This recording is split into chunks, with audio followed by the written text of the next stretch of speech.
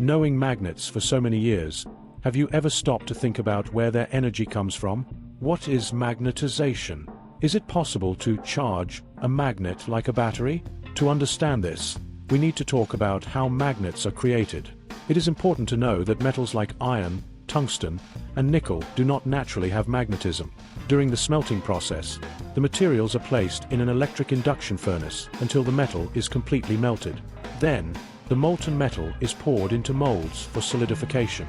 Once the mold cools, it is broken, and the fragments of the magnet alloy are placed in a copper tube for heating.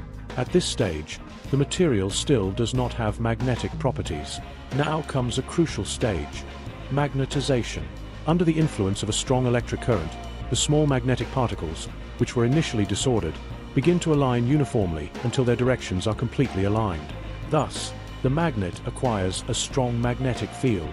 Seeing this, you might wonder, once the external magnetic field is removed, won't the magnet lose its magnetism? Actually, it depends on the material.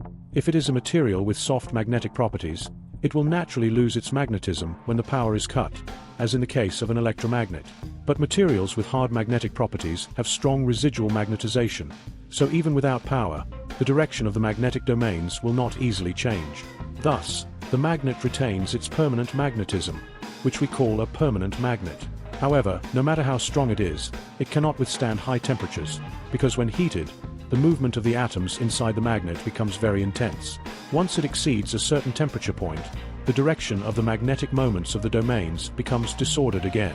This temperature point is called the Curie point, also known as the magnetic transition point. Below the Curie temperature, the magnet exhibits ferromagnetism. Above this temperature, it becomes paramagnetic.